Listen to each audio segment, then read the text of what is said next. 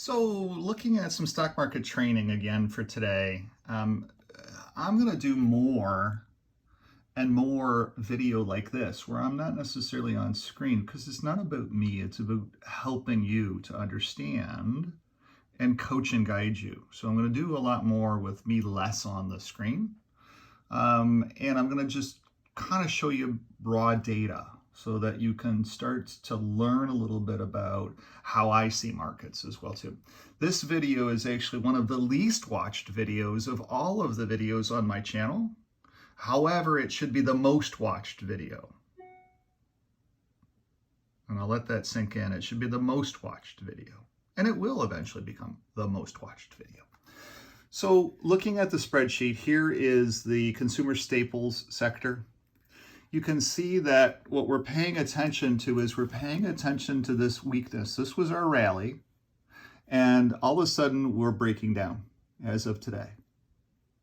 Now, we haven't turned negative as of yet. We can still right this boat, but you can see that there is a battle between the bulls and the bears going on in the XLP. Okay. So now if we look at what stocks are in that index, if we look at Coca-Cola and we scroll down to Coca-Cola's data here, we can see that Coca-Cola today as well too is breaking down in its price point. These were its closing prices. We can see that it actually prints, so far it's printed a bad number for today. And we're now in caution mode across these data sets, but we have broken down as well too a 99.27. And what's also striking, and this is a good thing to point out to you, how the market sentiment has changed a little bit on Friday. Here we printed a negative day on still a strong bull, okay? These are always good trade signal points because you can see that the stock here didn't break up. It didn't work. It didn't go higher than 63.99 on this good data, on this bad data set. Normally the next day, the market breaks higher. So we went from 63.64 to 63.99. Okay, fine. But then we've broken back down underneath this 63.64 to 62.94.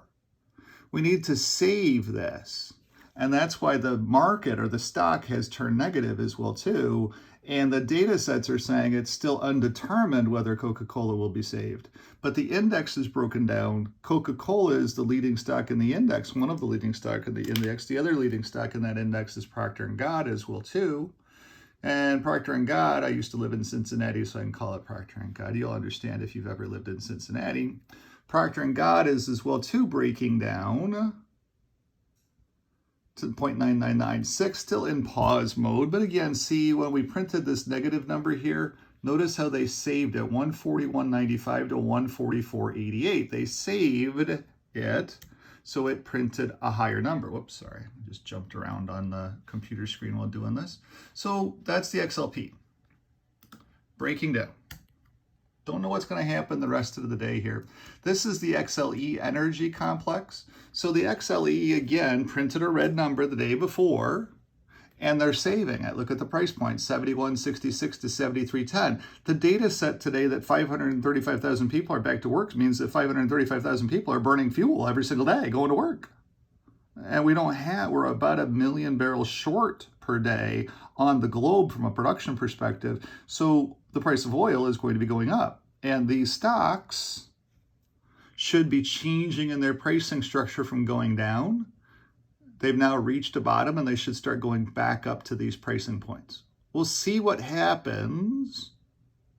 But the market is telling you, hey, we are increasing this number. We're still not in a rally mode. There's still nothing going on here. Let's look at some of the holdings and see what they're doing as well too. Here's my favorite, as you know, Oxy. So again, Oxy printed a red number and they didn't save it, 61.69 to 57.46. That's the day that I sold that extra 100 shares that I was holding on, and I sold it at the market. Now, I do have a little bit of a loss there, obviously, as well, too. A little bit of a loss. But my loss was kind of made up for the gain of a little bit made up for the gain of the stock option on the other 100 shares that I kept. But now, my 100 shares are also up $150 today. So my losses really aren't that much in my Oxy. It's coming back. It's moving in the right direction. But Oxy is still breaking down in my spreadsheet. It's getting stronger. It's hit its bottom, and it's starting to recalibrate that this low of 57.46 should have never gotten that low because the market data came out and everybody's driving. Okay, so let's look at the next one, Exxon Mobil, in this trade as well too. Let's take a look at it. Are we seeing some of the same data sets with Exxon Mobil? And the answer is yes. We're seeing that the price came down from 96 to 87, which is where I had bought it at the original time, was 87.10, I think it was. And so we dropped down to 87.19. Woohoo, that's exactly logical in what it's supposed to be doing. It was weakening in its data sets, and it broke down, not into a rally. It moved down to 95.23, but it's now re-strengthening. And we've also recovered from this negative red. So this is all looking good. All of this data set is looking fine. I believe that oil is the place to be for next week, assuming that the government data is correct, that so many people are back to work and driving up and down the roads. They're going to be burning through a heck of a lot of oil, at the very least.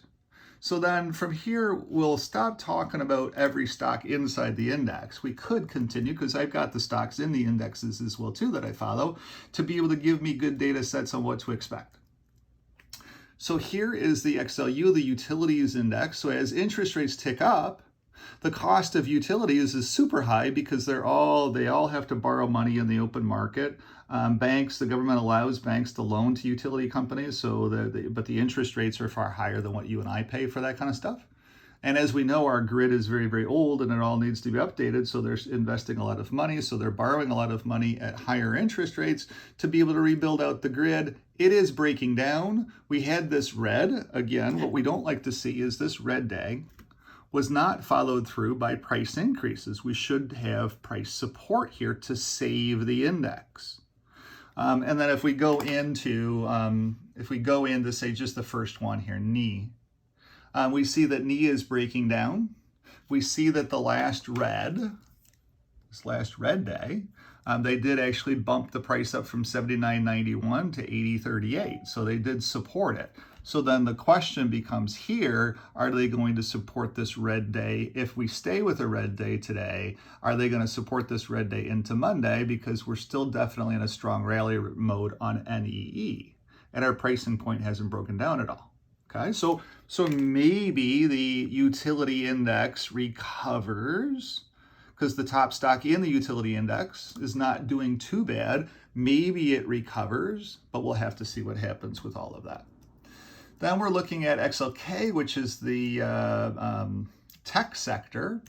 And you can see the tech sector is just weakening. It's not breaking down. The concept that we printed this red number here and that we broke down is not necessarily a good sign for today, because every other time we've printed a strong red line, they've saved the XLK. Now we'll see what happens for today. We might be able to get money to come back into the XLK tech sector and be able to prop it back up. It's still fine. It's still in rally mode, 84.10. That's super, super strong. Let's look at the top stock here, Apple. So Apple is still in its rally mode. It printed this red day, and then it couldn't get support here. So again, we're waiting. Just like this red day, you can see when it printed this red day, what did we get the very next day? We got price support, 157 to 162. It opened actually at 163.60, and it failed a little bit throughout the day.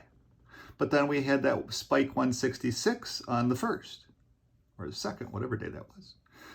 Now, we're still fine. We're still in rally mode on it. So we're seeing all the exact same things in the index as we're seeing in the top stock there. So that's all good. Let's move over to the XLB. XLB printed a negative day today so far. We'll have to see whether they can save that. We are at risk with the XLB of running out of its rally. We're very, very low, 1.0022 and 0.8335. We're hanging on by a thread. Have to see what happens.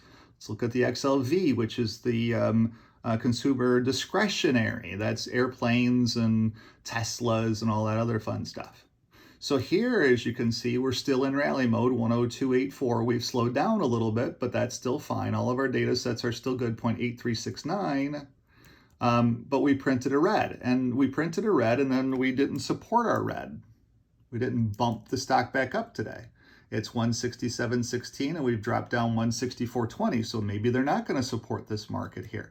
We'll have to find out what happens going through the rest of the day. At the end of the day, we got to be sitting cautiously optimistic at the end of the day.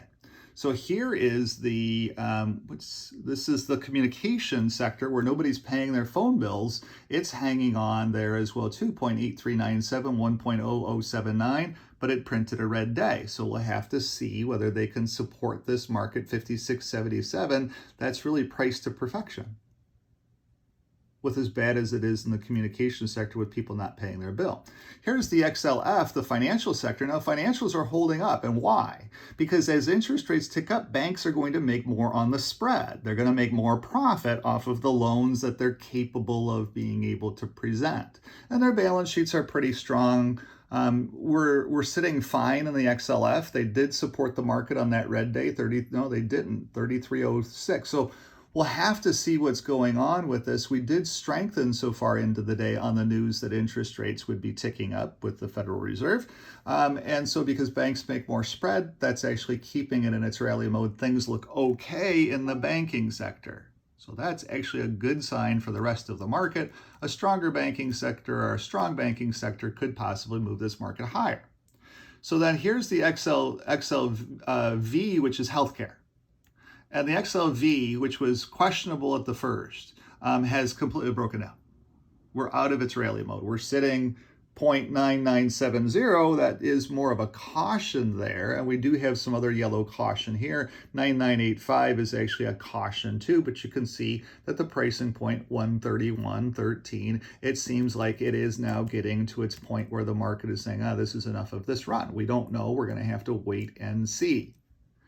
There's nothing there to trade off of. So here's the industrials. And what you're seeing with the industrials, since we are sending a whole bunch of goods overseas, you should be seeing strength in the industrials, and that's what we're seeing. We're seeing a little bit of weakness. We're seeing a red print that was not supported yet in the market. 95.97 should be up on the day, but it's down on the day, but it's not down a whole lot on the day. It's just consolidating here. And the last red print as well too did the same thing really in essence. If we follow it back across, 95.74, 94.73, it broke down. So if we break down under 94.73 today, that would not be a good thing for the industrials. But there's a lot of positive things going for the industrials right now because we are shipping a lot of goods overseas. So then looking at the whole broad market in the spreadsheet, I'm looking at, what am I looking at here? I'm looking at this, 0.8382, 0.8383, 0.8327, 0.8374, 0.8363. Okay, you can see that we're losing in this valuation. Okay, so then if I run those data sets and I say, let's look at what we could be expecting from the market to drop to, then we're looking at, if we do this math, 0.8369 from the yesterday, 0.8356 from today so far. We'll have to see what this number comes out at. We could be projecting a negative 1.55% loss in the Dow of 508 points, taking the Dow from 32,726 where it closed yesterday down to 32,218 for our expectation theory of what this market sell-off could do so far, is 32,218 could be in the cards. Okay. Now, if we look at the prior video I shot about W patterns, you can go back in and watch that video, and I highly suggest that you do. We know that we're looking at the possibility of 32,400. Then we're looking at 32. So far in our data sets, with the weakness that we're seeing in the data sets that are spread across the whole board into the Dow, we are looking at the potential of this drop from 32.7 where we were to 32.2, a drop of 508 points, no big deal. And that would be right in between, 32,218 would be right in between, which is exactly what we're expecting, right in between 32,400 and 32,032, right in between. So is there anything bad about that? No, I had been telling you that the market has been overbought. And so all that we're doing is we're moving the market back so far. The data sets so far are showing us that we're simply moving the market back to some sense of normalcy. But we'll see what happens, because any of these downticks can end up becoming worse and can, because of the patterns that set up with them, can lead us down a path to lower levels. That's where it's the caution comes out right now. Caution, Earthling, caution. That's where it comes in at. And now you have a better understanding of exactly how markets work to be able to give you some insight into the data sets that I'm constantly running to be able to come up with these concepts of, wait a second, we have to be a little bit cautious right now. And I believe that the one place to be buying is exactly where I'm buying at, which is the oil patch, because we know earnings are super, super strong.